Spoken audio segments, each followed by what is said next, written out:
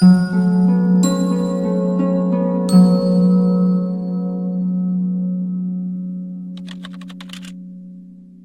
ఏ ప్రశ్న అడుగుతున్నారంటే, ధ్యానం వల్ల దుఃఖం పోతుందా అని అడుగుతున్నారు. పోదు. ధ్యానం వల్ల శక్తి వస్తుంది, శక్తి వల్ల బుద్ధి వికసిస్తుంది, మీరు వికసిస్తారు. వికాసం వల్ల జ్ఞానం కలుగుతుంది. అంటే రెండోది జ్ఞానము. విశ్వామిత్రుడు 1000 సంవత్సరాలు తపస్సు చేశాడు తెలుసా. అప్పట్లో కాలం వేరు. 1000 ఏళ్ళు తపస్సు చేశాడు ఆయన. తపస్సు పూర్తయి వచ్చిన తర్వాత విశ్వామిత్రుడు వశిష్ఠతో తగు పెట్టుకునేవాడు. ఆయన 100 కొడుకులు ఇన్ని చంపించాడు. విశ్వామిత్రుడు ఒకసారి మేనకతో కాపురం చేసి బిడ్డను అన్నాడు. చూసారా, అంటే ఆయన సాధన చేశాడు కానీ ఆయన ఎన్లైటైన్మెంట్ జ్ఞానం కలగలేదు. ఎప్పుడు జ్ఞానం కలిగిందంటే ఆయనకి, ఎప్పుడైతే ఆయన స్వీయ ఆత్మ పరిశీలన చేసుకున్నాడో ఆ రోజు కలిగింది ఆయనకి జ్ఞానోదయం. అప్పుడే ఆయన బ్రహ్మర్షి అయ్యాడు. కనుక ధ్యానం ఒక రెక్క, జ్ఞానం ఒక రెక్క, రెండు ఉండాలి మీకు. కొంతమంది ఓన్లీ జ్ఞానం ఉంటుంది, నో ధ్యానము, ఉపయోగం ఉండదు. కొంతమంది ఓన్లీ ధ్యానమే ఉంటుంది, జ్ఞానం ఉండదు, ఉపయోగం ఉండదు. రెండు ఉండాలి, ధ్యానము జ్ఞానము. అందుకనే నేను ధ్యానానికి నీ వ్యక్తిగత సాధన మీరు చేయాలి, ఆచార్య సాంగత్యం, సజ్జన సాంగత్యం చేయాలి, అప్పుడు జ్ఞానం వికసిస్తుంది. రెండు, అనుభవాల ద్వారా జ్ఞానం వస్తుంది. అనుభవ జ్ఞానం కావాలి మీకు. ఇప్పుడు నేను చెప్పాను మీకు, ఇదిగో ధ్యానం చేయడం వల్ల తలనొప్పి తగ్గుతుందని మీకు చెప్పాను. ఓకే, నేను చేశాను, నాకు తలనొప్పి తగ్గిపోయింది కాబట్టి నేను మీకు చెప్పాను. అది మీరు వినోదలేస్తే ఉపయోగం ఉండదు, మీరు మీ అనుభవంలోకి తెచ్చుకోవాలి. అందుకని ధ్యానం చేయడం వల్ల దుఃఖం పోతుందా అంటే పోదు. ధ్యానం చేయడం వల్ల వికసిస్తారు, జ్ఞానం పొందడం వల్ల దుఃఖాన్ని విడుదల పొందుతారు. ధ్యానం చేయకుండా జ్ఞానం పొందారు అనుకోండి, మీరు వికసించలేదు కదా, ఒప్పుకోదు, మీ మనసు ఒప్పుకోదు. ఇప్పుడు ఫర్ ఎగ్జాంపుల్ మీరు ఉన్నారు, మీరు అందరూ ఎంతో కొంత ధ్యానం చేశారు, ఆధ్యాత్మికత అవగాహన ఉన్నారు. మీరు అనుకుంటున్నారు ఇవాళ కొత్తగా వచ్చానని, మీరు ఆల్రెడీ ఎన్నో జన్మల క్రితం ధ్యానం చేశారు, లేకపోతే రారు. మీరు పువ్వులో నుంచి పరిమళం ఎప్పుడు వస్తుంది, అది వికసించినప్పుడే వస్తుంది, అలాగనమాట. అందుకని ముందు ధ్యానం చేయాలి, సాంగత్యం చేయాలి, ఆచార్య సాంగత్యం చేయాలి, ఆత్మ పరిశీలన చేసుకోవాలి. ఈ 4 ఉంటేనే దుఃఖం పోద్దమ్మా, లేకపోతే పోదు. ఇంకొక ఎగ్జాంపుల్ చెప్పనా. అర్జునుడికి భగవద్గీత చెప్పాడు కృష్ణుడు, చెప్పాడు కదా, అంతా అయిపోయింది కదా, అర్థమైపోయింది అన్నాడు. ఓకే, యుద్ధం చేశాడు. యుద్ధం స్టార్ట్ అయింది, మధ్యలో అభిమన్యుడు చనిపోయాడు. అభిమన్యుడు చనిపోగానే అర్జునుడు దుఃఖం వచ్చింది, దుఃఖపడతా కూర్చున్నాడు, ఏడుస్తూ కూర్చున్నాడు, వేదన చెందుతున్నాడు. అప్పుడు కృష్ణుడు అన్నాడు, నీకు గీత అంతా చెప్పాను, దుఃఖం పోయింది అని అన్నావు, మళ్ళా ఎందుకు దుఃఖిస్తున్నావు అన్నాడు. నాకు తెలీదు, నా బిడ్డ, నా అభిమన్యు, నా బిడ్డ నేను చూడాలి అని దుఃఖపడతా ఉన్నాడు. అప్పుడు సరే పద, నీ బిడ్డను చూపిస్తానని కృష్ణుడు ఏం చేశాడు, అభిమన్యుడు సోల్ని పిలవడానికి తీసుకొని వెళ్ళాడు. ఒక ఋషుల దగ్గరికి తీసుకెళ్తాడు. వాళ్ళ దగ్గరికి వెళ్ళి, అయ్యా ఈయన బిడ్డను పిలవండి అంటాడు. వాళ్ళు తమ శక్తితో ఆయన పిలుస్తారా, పైలోకం నుంచి కిందకు వస్తాడు అభిమన్యుడు. చనిపోయిన కొడుకు ఎదురు కనపడితే తండ్రికి ఎంత ఆనందం ఉంటుందా ఉండదా, పరిగెట్టుకొని వెళ్ళాడు, నానా అభిమన్యు అని. అభిమన్యుడు ఏమన్నాడు తెలుసా, ఎవరండి మీరు అన్నాడు. అర్థమైందా? ఆడదాకా ఎందుకు, ఇప్పుడు పోయిన జన్మలో నీ బిడ్డ ఇప్పుడు వస్తే నువ్వు గుర్తుపడతావా? లేకపోతే మీరు గమనించారు లేదా, మీ వాళ్ళు ఎవరైనా చనిపోయారా? చనిపోయిన వాళ్ళ చేతులు ఎత్తండి. తండ్రి కానీ తల్లి కానీ ఎవరో చనిపోయారు కదా. అమ్మ ఎవరు చనిపోయారు? మీ మదర్ చనిపోయారు కదా. నువ్వు ఎప్పుడన్నా కల్లో ఉన్నప్పుడు మీ మదర్ కనిపించారా కదా, కానీ అక్కడ ఆమె చనిపోయిందన్న విషయం నీకు గుర్తులేదు కదా. అది సంగతి. అంటే దాని అర్థం ఏంటంటే, మీరు అనుభవం పొందితేనే జ్ఞానం వస్తుంది. జ్ఞానం రావాలంటే ఏం కావాలి? అనుభవం కావాలి. అర్జునుడిని అభిమన్యుడు ఏమన్నాడు, ఎవరు మీరండి అన్నాడు. అయ్యో నేను నీ తండ్రిని అన్నాడు. అప్పుడే మర్చిపోయావా, నేను నీ తండ్రిని అన్నాడు. నేను నా తండ్రి, ఏ జన్మ తండ్రి, ఒక్కసారి ఉండండి చెప్పు చూద్దాం అని పెద్ద లిస్ట్ తీశాడు. నీకు ఒక్కో జన్మలో ఒక తండ్రి ఉంటాడు కదా, ఒక జన్మలో ఒక తల్లి ఉంటుంది, ఒక జన్మలో భర్త ఉంటాడు, ఒక జన్మలో భార్య ఉంటుంది, ఉంటారుండ్రా. అప్పుడు అర్జునుడు క్లారిటీ వచ్చింది, వారే నేను ఆత్మనా, ఇది గతించిపోయిందా అని చెప్పి అప్పుడు జ్ఞానోదయం అవుతుంది. అంటే అర్జునుడు ఎప్పుడు జ్ఞానోదయం అయింది? అనుభవం వచ్చాక జ్ఞానోదయం అయింది. అది జ్ఞానం అంటే. మీకు జ్ఞానోదయం కావాలంటే అనుభవం కావాలండి.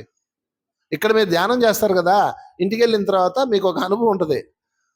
ఆ అనుభవం నుంచి మీరు జ్ఞానోదయం పొందాలి.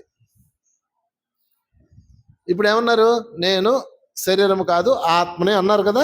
ఇంటికి వెళ్ళేటప్పటికి నీకెవడో ఒకరు లేదు అంటారు, అనగానే బాధ కలుగుతుందా కలగదా? అప్పుడు మీకు ప్రాక్టీస్ చేయాలి. అవును కదా, నేను శరీరం కాదు కదా, నేను ఆత్మను కదా, నన్ను ఎవడేమనగలడు, నేను ఎందుకు బాధపడుతున్నాను అని మీకు అనుభవం రావాలి.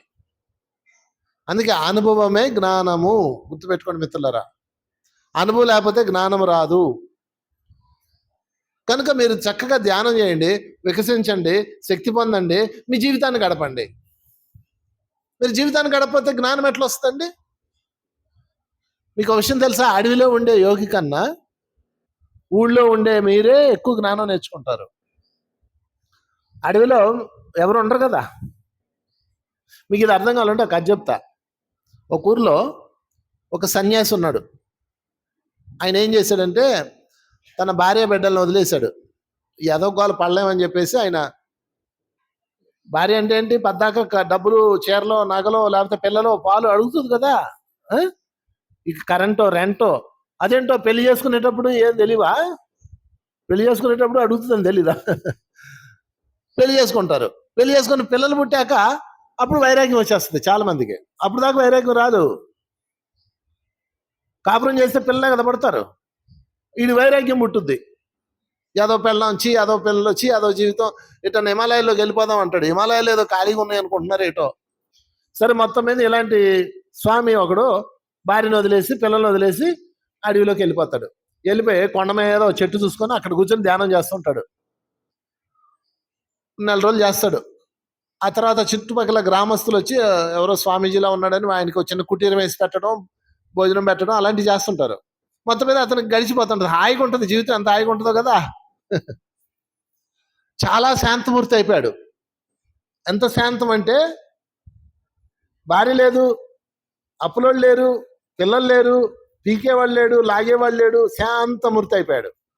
ఒకరోజు ఆ కొండ కింద ఉన్న ప్రజలు వచ్చి, అయ్యా మా గుడిది వార్షికోత్సవం, మీరు రావాలని ఆ కమిటీ వాళ్ళు పిలుస్తారు. ఈయన ఆలోచిస్తాడు, నేను వచ్చి చాలా సంవత్సరాలు అయిపోయింది, నాలో కామం పోయింది, క్రోధం పోయింది, మొహం పోయింది, ఇరిటేషన్ అవ్వట్లేదు, నేను చాలా శాంతంగా ఉన్నాను, వెళ్దాంపా అని వెళ్తాడు. వస్తాడు, స్టేజ్ మీద ఎక్కిస్తారు, అందరు దండలు వేస్తారు, దండాలు పెడతారు, ఓ బ్రహ్మాండంగా ఉంటుంది. అంతా హ్యాపీగా అయిపోయింది. ఈయన ఇంకో మంచి స్వామీజీ అయిపోయాడు. అందరూ చెప్తాడు, నాలాగా మీరు కూడా కుటుంబ సంసారాలు అవతల పారేయండి, సన్యాసులుగా జీవించండి, శాంతంగా ఉంటారని చెప్తాడు. సరే, ఈలోపు తిరణాల జరుగుతుంటుంది కదా. తిరణాలు అంటారు, మీరేమంటారు ఇటువైపు? జాతర అవుతుంటే నేను ఆ జాతర చూస్తాను అంటాడు. సరే వెళ్ళండి అని ఒక కుర్రాన్ని నుంచి పంపిస్తారు. ఇక్కడంటే స్వామీజీ, జాతరలో ఎవడన్నా స్వామీజీని చూస్తారా, గౌరవిస్తారా? తోసేస్తారు పక్కకి.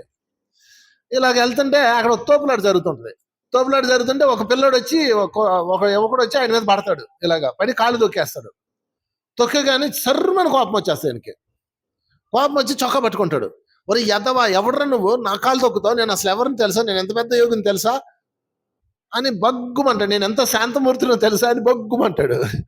అంటే ఆ కళ్ళలో ఆ పిల్లని చూసి ఒక్కసారి తనను తాను చూసుకుంటాడు. అవును, ఇదేంది, నేను కరిచేస్తున్నాను, నా శాంతం ఏమైపోయిందని ఒక్కసారి కింద పడి బలబల ఏడుస్తాడు. మొత్తం పోయింది, సంవత్సరం సాధన అంతా పోయింది.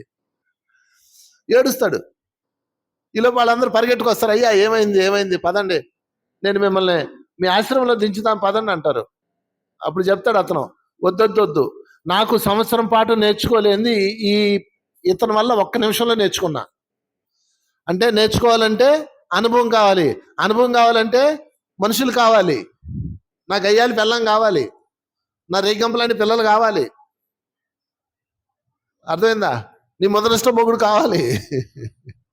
వీళ్ళందరూ ఉంటేనే మీరు నేర్చుకుంటారు, లేకపోతే నేర్చుకోరు. అప్పుడు మళ్ళీ ఇంటికి వెళ్తాడు, వాళ్ళ ఆవిడ దగ్గరికి వెళ్తాడు. వెళ్ళి, సరే నేను ఇన్నాళ్ళు సాధన చేశాను, ఇప్పుడు నువ్వు అటాక్ చేయి, కమాన్ అంటాడు. అర్థమైంది? ఇప్పుడు జ్ఞానం కావాలంటే ఏం కావాలి? అనుభవం కావాలి. అనుభవం కావాలంటే ఏం కావాలి? అనుభవాలు కావాలి. అనుభవాలు ఎక్కడున్నాయి? మీ జీవితం అంతా అనుభవాలే కదా. మీరు ఇంటికి వెళ్ళగానే ఎవడొకడు ఉంటాడు కదా, నేను తలకాయ తినేసాడు. నీకు రెడీగా ఉన్నారు, వెళ్ళు. ఇంటికి వెళ్ళగానే ఎక్కడ చచ్చావు నువ్వు ఇప్పుడు దాకా అంటారు ఫస్ట్. ధ్యానంకి పోయా, ఏం పని లేదు ధ్యానంకి అని తిడతారు. అన్నింటినీ ఎదుర్కోవాలి మీరు. ఇవన్నీ మీరు పెట్టుకున్నారు. ఏమండి ప్లీజ్ అండి నన్ను బాగా కాల్చుకుందేనండి, ఏమండి నన్నండి పొడుచుకుందేనండి, ఏమండి నన్ను పొడవండి, నన్ను తిట్టండి, నన్ను కరవండి, కొరకండి, పీకండి, లాగండి అని మీరు పైలోకాల్లోనే వాళ్ళని తెచ్చుకున్నారు. ఎందుకు తెచ్చుకున్నారు? అనుభవం కోసం. ఎందుకు అనుభవం? జ్ఞానం కోసం. అది కథ. చెప్పండి నాతో పాటు, జ్ఞానమే మోక్షము. మోక్షం కావాలంటే ఏం కావాలి? జ్ఞానం కావాలి. జ్ఞానం కావాలంటే ఏం కావాలి? అనుభవం కావాలి. అందుకని మీ జీవితమే ఇప్పుడు మీకు అనుభవం. ఏడుకో బాక్కర్లే మీరు. ఇప్పుడు ఇంటికి వెళ్తారు కదా, నిశ్చలంగా ఉండండి. ఇప్పుడు ఎంత నిశ్చలంగా ఉన్నారు, ధ్యానం చేస్తే ఎలా ఉన్నారు? నిశ్చలంగా హాయిగా ఉన్నారు. ఒక్క కోపం లేదు. ఎవరికైనా కోపం ఉందా మీలో? అందరూ శాంతమూర్తుల్లా ఉన్నారు. ఇంటికి వెళ్ళాక నేను ఎవడో రెచ్చగొడతాడు, దారిలోనో ఎవడో రెచ్చగొడతాడు, అప్పుడు కూడా మీరు శాంతమూర్తిలా ఉండి వాళ్ళని డీల్ చేయాలి. మీరు శాంతమూర్తిలా ఉండి వాళ్ళ సంగతి చూడాలి. అంటే వాళ్ళని తన్నాల్సి వస్తే తన్నండి, తిట్టాల్సి వస్తే తిట్టండి. మీరు మాత్రం ఎలా ఉండాలి? లోపల ఎలా ఉండాలి? శాంతమూర్తిలా ఉండాలి. దాన్ని కృష్ణుడు ఏమంటాడంటే, వాయు ప్రసారం లేని చోట దీపము వలె, వాయు ప్రసారం లేని చోట దీపము వలె యోగి నిశ్చలంగా ఉండవలేను అంటాడు. అర్థమైందా? వాయు ప్రసారం లేని చోట దీపం అంటే ఏంటి? గాలి లేని చోట దీపం ఉంటుంది కదా, ఎలా ఉంటుంది? నిశ్చలం, గీత కొట్టినట్టు ఉంటుంది. మీరు బొట్టు ఇలా నిలువుగా ఎందుకు పెట్టుకున్నారు తెలుసా? నిలువు బొట్టు అర్థమైంది తెలుసా? వాయు ప్రసారం లేని చోట దీపం ఇది అంటే మీరు కూడా ఈ బొట్టులాగా నిశ్చలంగా ఉండాలి. అది నిలువు బొట్టు అర్థం. నిశ్చలంగా ఉండాలి. నిశ్చలంగా ఉండి ఏం చేస్తావు చెయ్యి. ఇక్కడ పాయింట్ ఏం చేయకుండా ఉండమంటలేదు నేను, గుర్తుపెట్టుకోండి. అంటేనండి ఇప్పుడు ఏమన్నా తిడితే మనం ఇలా ఉండాలండి, అలా ఉండద్దు. నువ్వు నిశ్చలంగా ఉండి ఏం చేయాలో అది చెయ్యి. అది రావాలంటే అనుభవం కావాలి. నిన్ను ఎవడన్నా 10 సార్లు తిట్టాడు అనుకో, మొదటిసారి బాధపడతావు, రెండోసారి బాధపడతావు, మూడోసారి బాధపడతావు, 10వ సారి బాధపడతావా? అక్కడ దాకా ఎందుకండి? మీ పిల్లలు ఉన్నారా? మన పిల్లల్ని మీరు కొడతారు కదా, మీ పిల్లలు బాధపడతారా? ఎప్పుడైనా చూసారా? పిల్లలు బాధపడరు తెలుసా? కాకపోతే కొద్దిగా చిన్న కన్నీరు ఆడతారు, చిన్న మూలుగుతారు, దెబ్బ తగిలితే ఏడుస్తారు. పిల్లలు బాధపడతారా? ఎందుకు బాధపడరు? రోజు తినే తొనలే కదా, కానీ ఇంకోటి కొడుతుంది అనుకుంటాడు. వాడికి అనుభవం వచ్చింది. మీరు రోజు కొడతారు కదా అన్ని పిల్లల్ని, రోజు కొడతారు. మీ ఫ్రస్ట్రేషన్ అంతా పిల్లల మీద తీర్చుకుంటారు. మొదనష్టపు తల్లులు, మొదనష్టపు పెద్దోళ్ళు. పిల్లలు కొట్టే వాళ్ళందరూ మొదనష్టపుళ్ళే. వాళ్ళకి ఉంది, ఎప్పుడు కాదు, ముసలు అయ్యాక మంచం మీద ఉంటుంది. పిల్లల్ని ఎవరు కొడతారో వాళ్ళందరికీ మంచం మీద పడతారు, చావు రాదు, పిల్లలు చూడరు, ఆ కర్మ వస్తాయి. అందుకని పిల్లల్ని అస్సలు కొట్టకండి. నిజంగా పిల్లల్ని కొడుతుంది మీరు పక్క వాళ్ళ ఇరిటేషను, వాళ్ళు తప్పు చేసినందుకు కొట్టట్లేదు మీరు. మొగుడు మీద కోపం, అత్త మీద కోపం, అత్త మీద కోపం దొత్త మీద చూపించిందని సామెత ఉంది, అలా అనమాట. లేదా భార్య మీద కోపం, అందరూ కలిపి పిల్లల్ని కొడతారు. వాళ్ళు తిరిగి కొట్టరు కాబట్టి. చిన్నపిల్లల్ని ఎందుకు కొడతారు?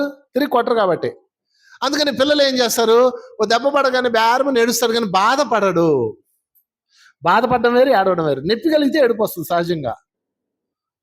మళ్ళీ మీరు కాసేపు తర్వాత రాకన్నా రా బుజ్జి అనగానే వెళ్ళిపోతారు. అదే బాధపడ్డాడు అయితే రాడు.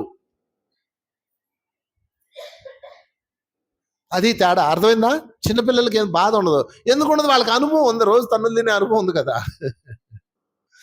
అలాగే మనం కూడా జీవితం అన్న అనుభవాలని జ్ఞానంగా మలచండి. లేకపోతే అనుభవాలు వస్తూనే ఉంటాయి, వస్తూనే ఉంటాయి, వస్తూనే ఉంటాయి. మీకు అప్పులు అవుతున్నాయి, ప్రతి నెల అప్పులు అవుతున్నాయి. ఓకే, ఎందుకు అవుతున్నాయి అప్పులు ప్రతి నెల? మీకు ఇంకా జ్ఞానం రాలేదు. ఏ జ్ఞానం రాలేదు?